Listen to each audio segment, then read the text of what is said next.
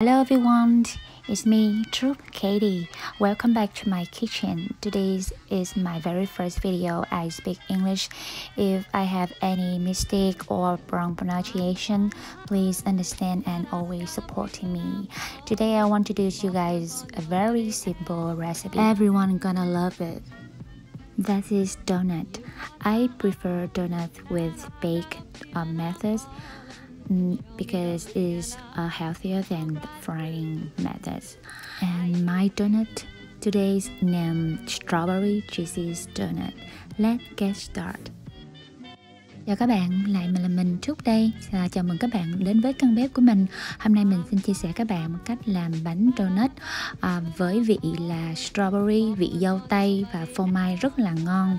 Với cái phương pháp là mình nướng ở trong cái lò nướng chứ không phải là mình rang ở trong dầu đó các bạn. Phương pháp này nó lành mạnh hơn và cái vị phô mai và dâu cũng rất là thơm ngon và nó đỡ ngọt. First we make buttermilk.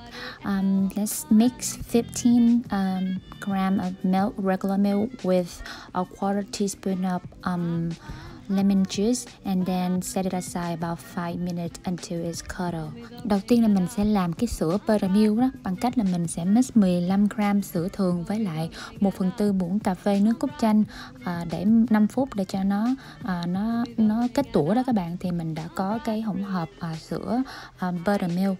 And then whisk one whole egg with 35 gram of sugar. Thế mình sẽ đánh nguyên một quả trứng với lại 35 gram đường cát nha các bạn. Then pour all the buttermilk into the egg mixture, and then pour 40 gram of melted butter into the mixture and whisk until well combined. Tiếp theo mình sẽ cho hết cái 15 gram cái buttermilk, cái sữa buttermilk với lại 40 gram bơ tan chảy vào hỗn hợp trứng và mình quậy đều nha các bạn. And then sieve 50 gram of cake flour or purpose flour with 1 gram of baking powder and a pinch of salt and into the egg mixture. Tiếp theo mình sẽ rây 50 gram bột cake hoặc là 50 gram bột mì đa dụng cùng với 1 gram baking powder và một nhúm muối vào trong cái hỗn hợp trứng, và chúng ta trộn đều cho đến khi không còn những cái cục lẫn cận bột nữa. At this point, please preheat the oven 360 Fahrenheit or 180 Celsius degree. Bây giờ lúc này chúng ta nên preheat cái lò nhiệt độ là 180 độ C hoặc là 360 độ F.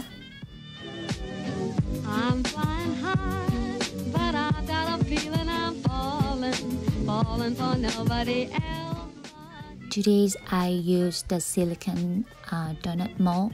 I bought it at the Japanese Daiso store in USA, or you can use the regular donut pin. Hôm nay mình sử dụng cái khuôn donut silicone mình mua ở trong cái cửa hàng Daiso Nhật Bản đó các bạn. Nếu không các bạn có thể sử dụng cái khuôn donut bằng nhôm bình thường cũng được. Mình sẽ cho cái bột donut vào trong cái túi bắt bông kem và mình sẽ nặn vào 6 cái donut nhỏ này. Thì 6 cái donut này có cái size là mini á. Nếu các bạn muốn làm nhiều hơn thì các bạn double nhân đôi công thức của mình lên. These recipes can make 6 mini size of donut, or you can double my recipe to make more donuts.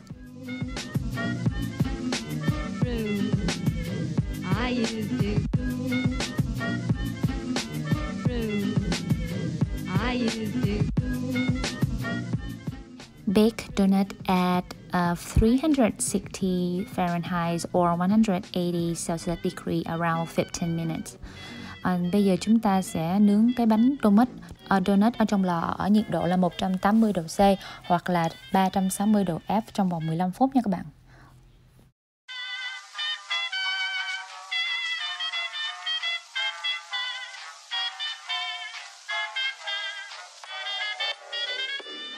To make the strawberry cheesy cake, I will blend 3 big strawberries until smooth.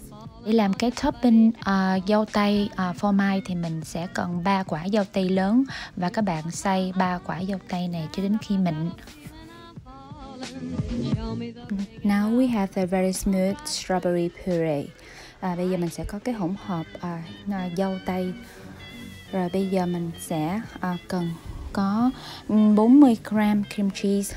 Now whisk 40 gram of room temperature cream cheese until it's fluffy. Bây giờ mình sẽ đánh cái 40 gram cream cheese này cho nó bong lên, và sau đó mình sẽ cho 100 gram đường xay vào trong cái hỗn hợp này và đánh cho nó mịn.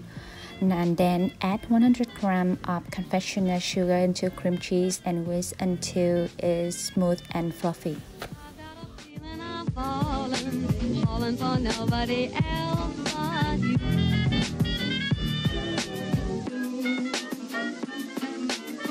I'm flying high, but show me the ring and I'll jump right through. Now add 2 tablespoons of strawberry puree into the cream cheese mixture and then whisk around 1 more minute. Bây giờ chúng ta sẽ cho 2 muỗng tablespoon cái dâu tây xay vào trong cái hỗn hợp cream cheese, thì mình đánh thêm khoảng 1 phút nữa. Strawberry cream cheese mixture is very smooth but not too runny. Once donuts baked done, and then flip it side down on the cooling rack and wait until it's cool completely. Bây giờ cái donut của mình nướng xong rồi thì mình úp ngược nó lại lên trên cái cooling rack để cho nó nguội thật nguội.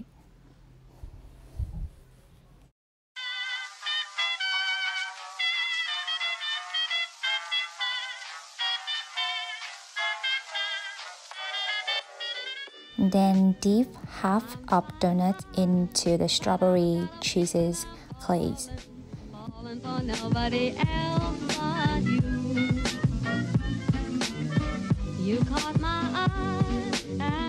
Bây giờ cái bánh donut của mình nguội hoàn toàn, là mình sẽ nhúng một nửa phần donut vào trong cái hỗn hợp dâu tây và cream cheese này, và chúng ta sẽ để nó lên cái rack, cái cooling rack.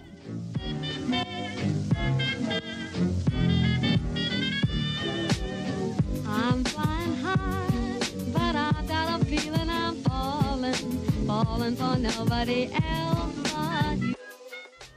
Then sprinkle some sparkly sprinkle if desired. Then mình sẽ rắc một ít cái đường màu này lên, hoặc là những cái kẹo trang trí nhỏ nhỏ đó, cho cái bánh của mình nó bắt mắt hơn.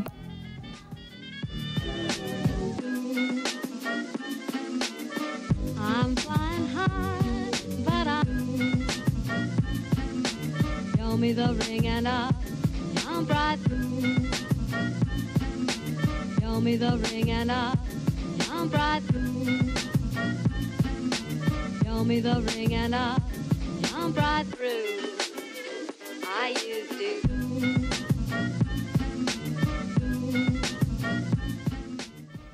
And then pop all the donuts into the fridge around 30 minutes to 1 hour before serving.